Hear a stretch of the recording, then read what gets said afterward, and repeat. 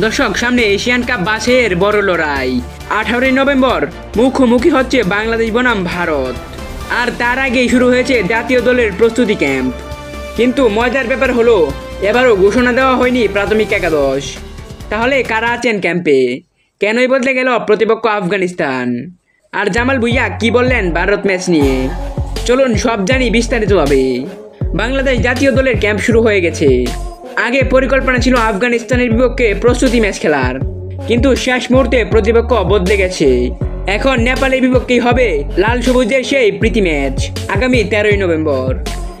এই দুই ম্যাচের প্রস্তুতির জন্য প্রায় 13 দিন আগেই শুরু হয়ে গেছে ক্যাম্প। প্রথম দিন থেকে যোগ দিয়েছেন 14 জন ফুটবলার।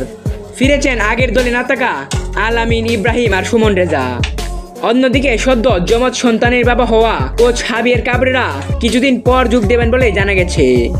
বসুন্ধরা কিংসের খেলোয়াড়রাও এএফসি চ্যালেঞ্জ লিগ শেষ করে পরে যোগ দেবেন ক্যাম্পে।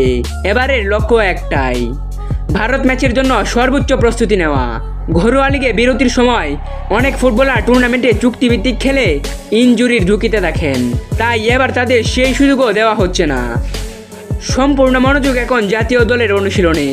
এদিকে অধিনায়ক জামাল ভুঁইয়া ভারত ম্যাচ নিয়ে দারুণ রোমাঞ্চিত। তিনি বলেছেন, এটা বড় একটা ম্যাচ, কারণ প্রতিপক্ষ তো ভারত।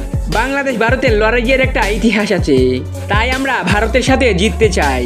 গত মার্চে ভারতের মাঠে গোল শূন্য ড্র দিয়েই শুরু হয়েছিল বাংলাদেশের বাছাই পর্ব। সেই ম্যাচেই অভিষেক হয় লেস্টার সিটি তারকা হামজা চৌধুরীর। ঘরের মাঠে ভারতের বিপক্ষে এবারও তার উপরেই ছোক থাকবে বাংলাদেশের। এছাড়াও কানাডা প্রবাসী সমিত সুমো যুক্ত হবেন দলে, যদিও দুজনেই কিছুটা পরে যোগ দেবেন ক্যাম্পে।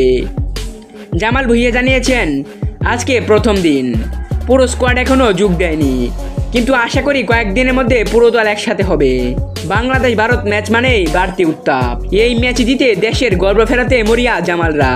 আপনি কি মনে করেন, বাংলাদেশ কি পারবে ভারতের বিপক্ষে জয়ের স্বাদ নিতে?